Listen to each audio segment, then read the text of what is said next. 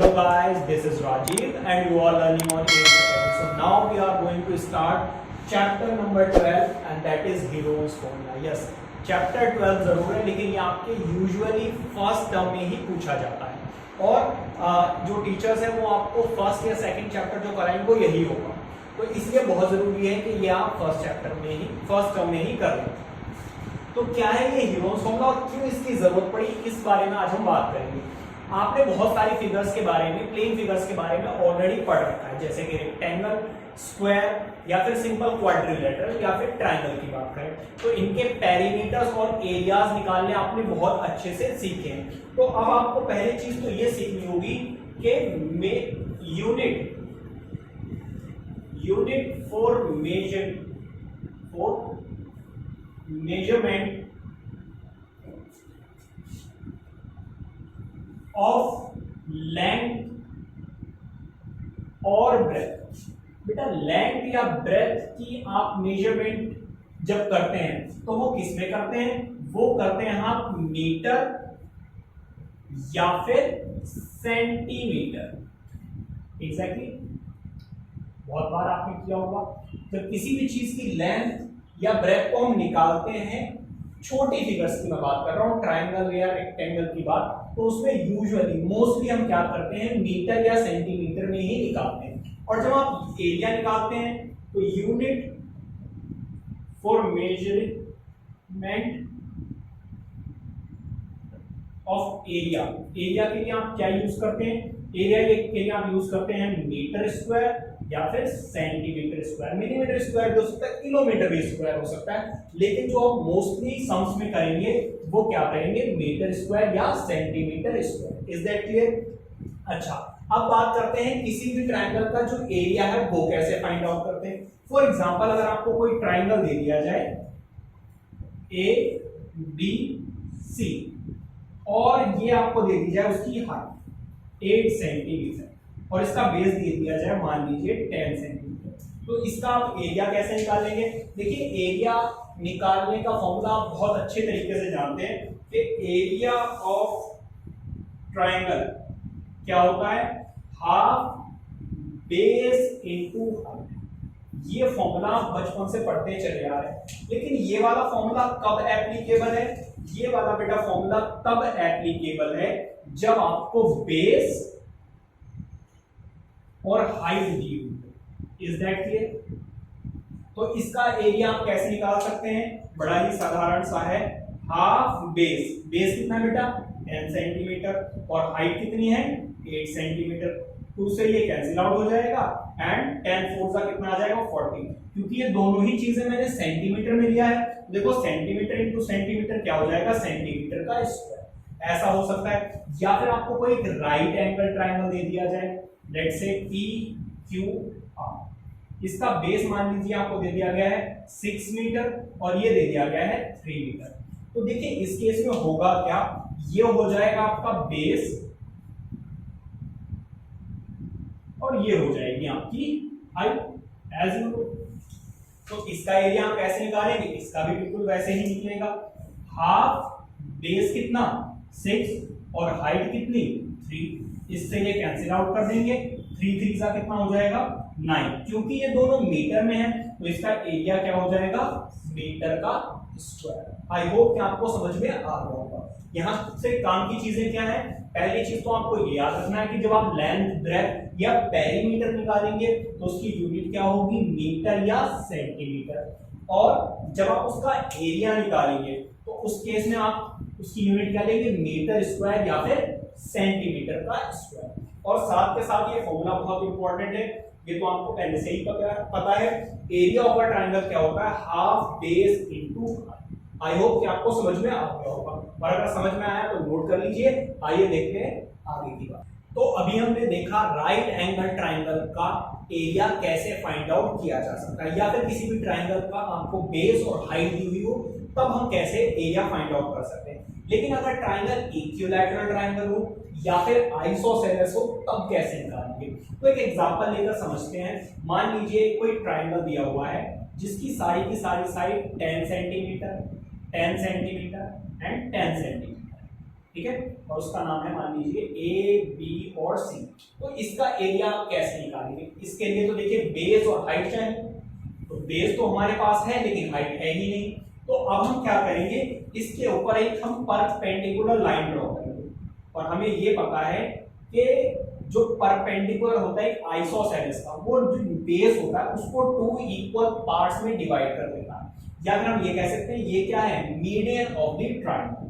तो इसका ये मतलब है कि ये वाली साइड कितनी हो जाएगी 5 सेंटीमीटर, और ये भी कितनी हो जाएगी 5 सेंटीमीटर। लेकिन इससे पहले मैं आपको एक और चीज बताना चाहता हूं, and that is Pythagoras theorem. Pythagoras, I hope कि आप सबको ऑलरेडी पाइथागोरस थ्योरम बहुत अच्छे से आते होंगे, लेकिन फिर भी जिसको नहीं पता मैं उसको एक बार और बताना चाहता हूं कि अगर कोई भी एक राइट एंगल ट्रायंगल हो, मान लीजिए ए बी एंड सी, और एंगल कितने डिग्री का हो 90 degree, obviously right angle triangle का एक एंगल तो 90 डिग्री का होगा ही होगा।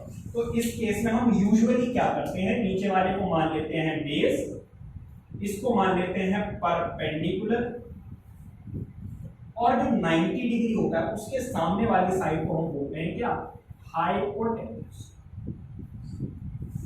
ठीक है, और यूजुअली जो बेस होता है हम उसको कैपिटल बी से डिनोट करते हैं, परपेंडिकुलर को कैपिटल बी से, एंड हाइपोटेन्यूज को कैपिटल एच से। तो what is the relation between all these sides? तो पाइथागोरस थ्योरम क्या कहती है, पाइथागोरस थ्योरम ये कहती है कि the square of the hypotenuse is equal to the sum of the squares of the other two sides. मतलब कि यहां पर बेस और यहां पर परपेंडिकुलर। दोबारा से समझते हैं, मैंने क्या बोला, the square of the hypotenuse is equal to the sum of the squares of the other two sides। तो obviously hypotenuse को छोड़कर other two sides कौन से हैं, base and perpendicular। आप चाहें तो perpendicular को पहले और base को बाद में भी लिख सकते हैं। अब थोड़ा देखिए काफी बड़ा है, तो इसको शॉर्ट तरीके से कैसे लिखेंगे, हाइपोटेन्यूज को किससे डिनोट करते हैं, h से, बेस को किससे डिनोट करते हैं, d से, एंड परपेंडिकुलर को p से। तो ये है आपकी पाइथागोरस थ्योरम। आई होप के समझ में आ गई। ठीक है, अब देखो जरा सही से, इस ट्रायंगल को सही से ऑब्जर्व करो। इस ट्रायंगल में भी आपको राइट एंगल ट्रायंगल नजर आ रहा होगा, ये वाला। ठीक है, तो इस वाले ट्रायंगल में अगर मैं बात करूं तो ये जो नीचे होगा ये होगा बेटा बेस, ये वाली साइड क्या होगी परपेंडिकुलर, और ये वाली 90 डिग्री के सामने वाली साइड क्या होगी हाइपोटेन्यूज।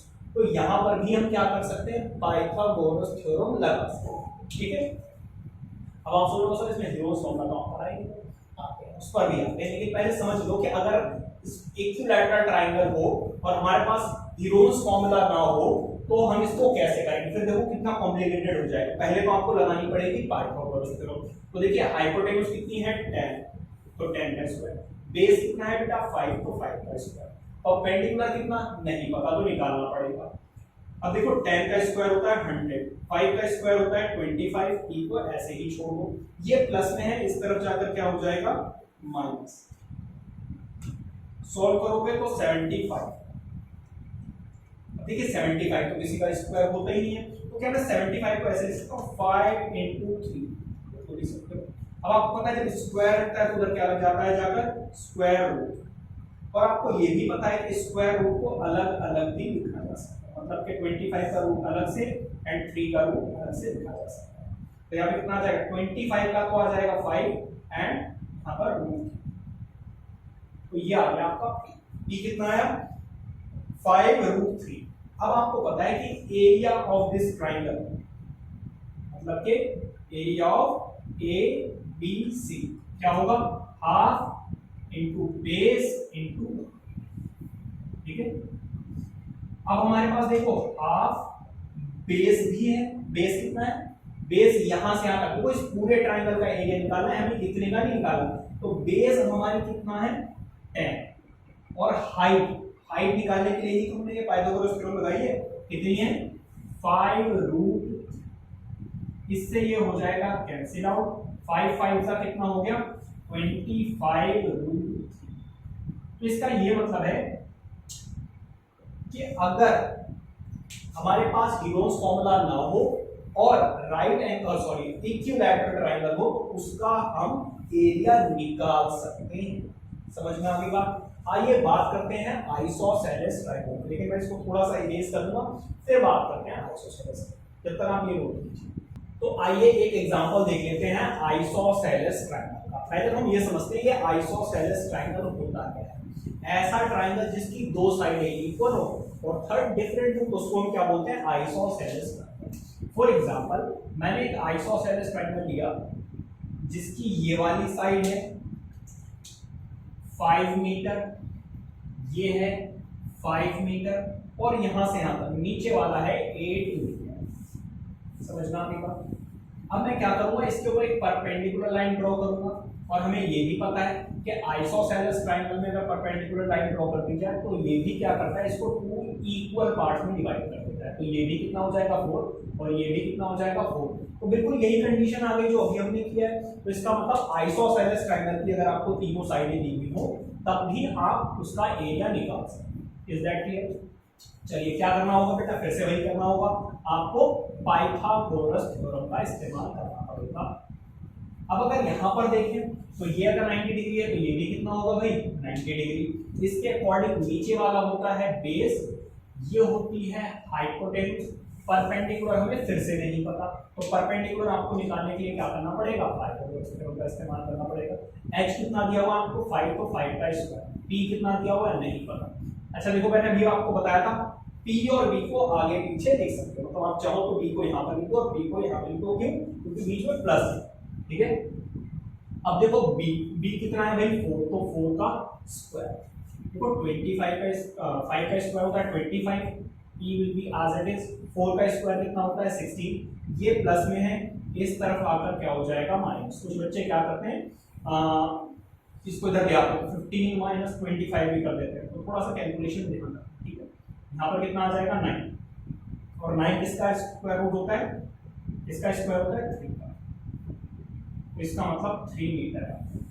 p कितना आ गया 3 मीटर, और ये जो p है वही तो क्या है, हाइट ऑफ दिस ट्राइंगल। तो एरिया ऑफ ट्राइंगल ABC क्या होगा, half base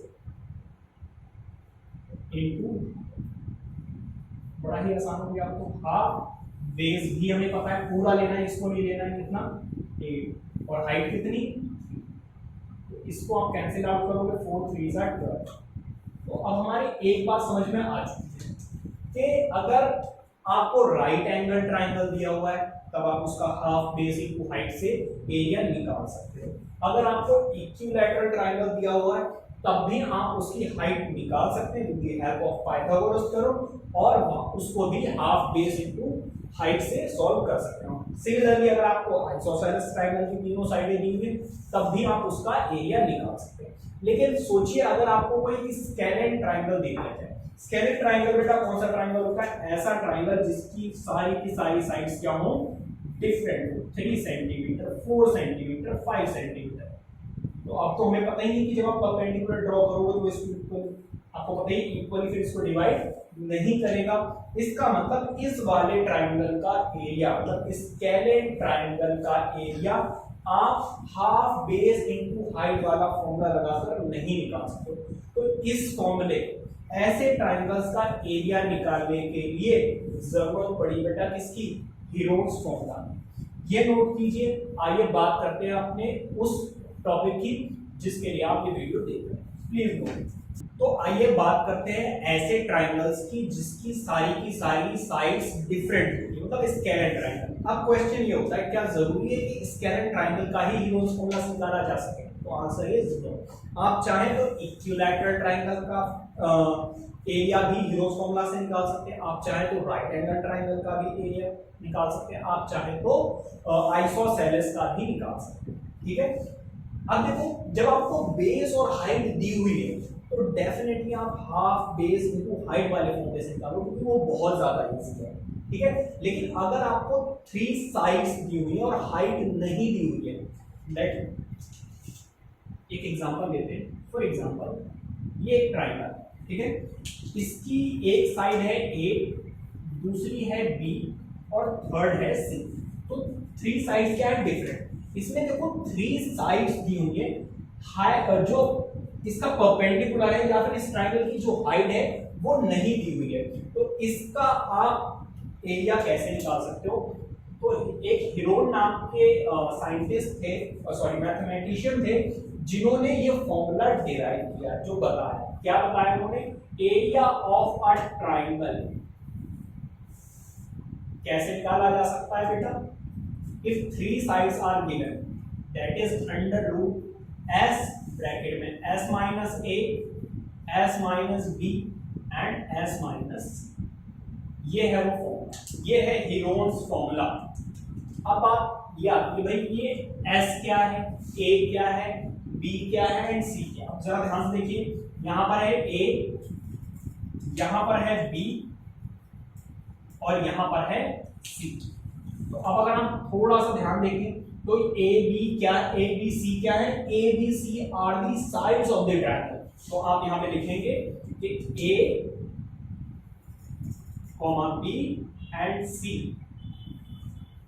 are the sides of a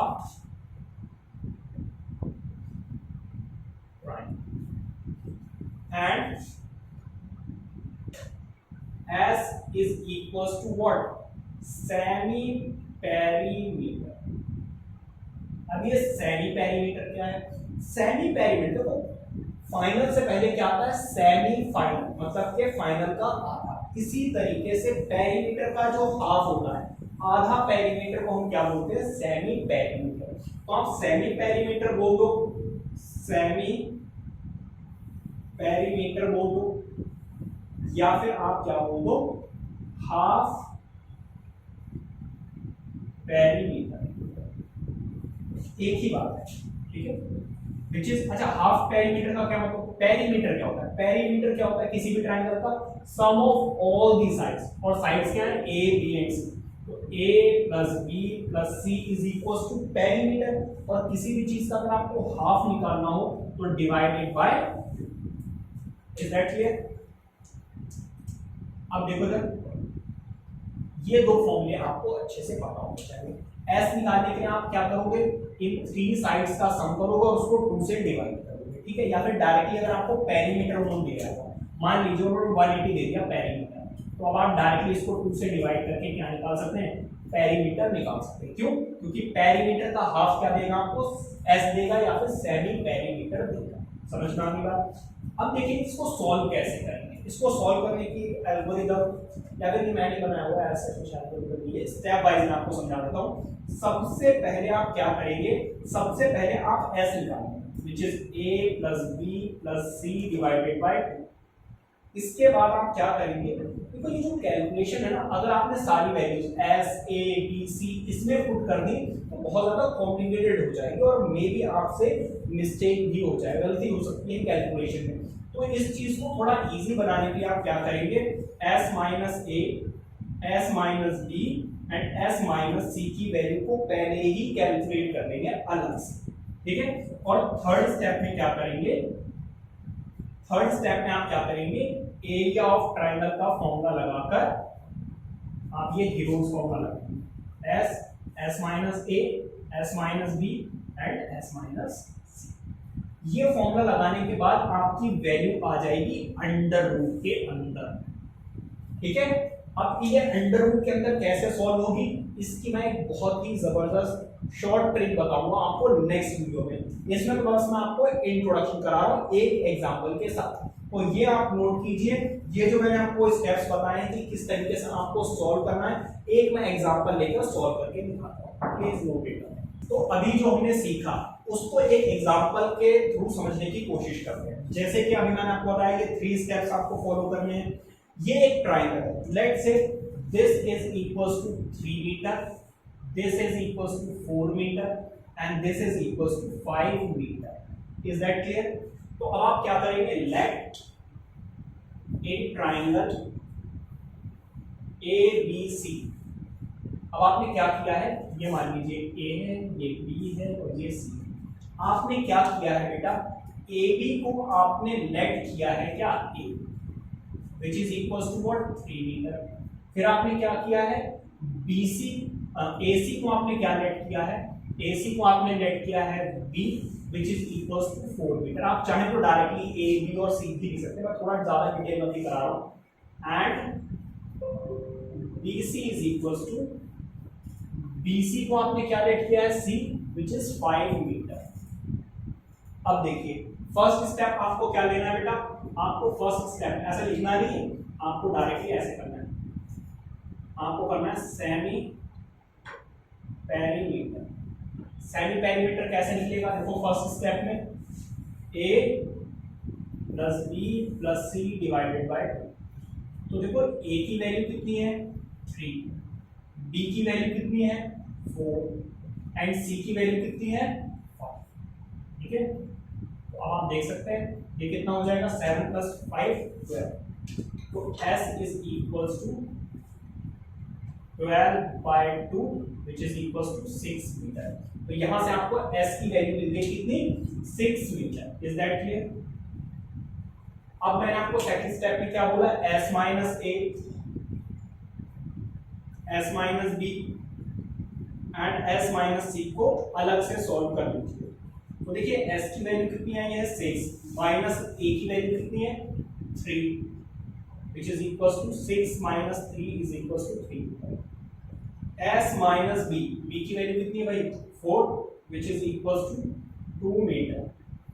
S 6 minus S minus C, S की वैल्यू 6 और C की वैल्यू कितनी है 5 which is 1 metre. Is that clear?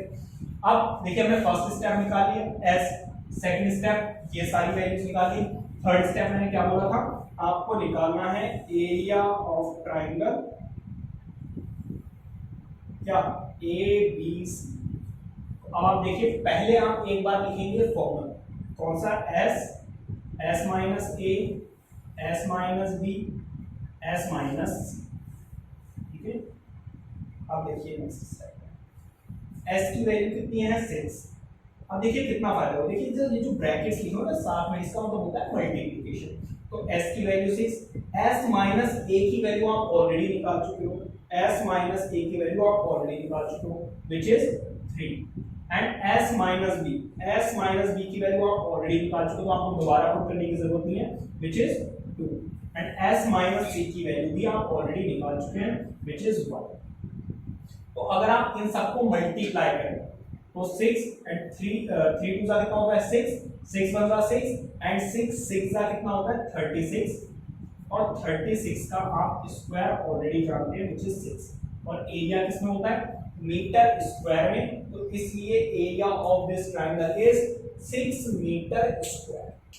अब क्वेश्चन ये आता है कि क्या हमेशा ऐसा आपको नंबर मिलेगा जिसका कंप्लीट स्क्वायर हो, नहीं हो सकता है यहाँ पर 6 into 5 into 15 into 75 कुछ ऐसा आ जाए, तो उस केस में आप इसको कैसे सॉल्व करेंगे अगर आप ये जानना चाहते हैं तो देखिए आप मेरी नेक्स्ट वीडियो जिसमें मैं आपको ये सारी शॉर्टकट बताने वाला हूँ कि किस तरीके से आप अंडर रूट की वैल्यू को बहुत ही इजीली कैलकुलेट कर सकते हैं।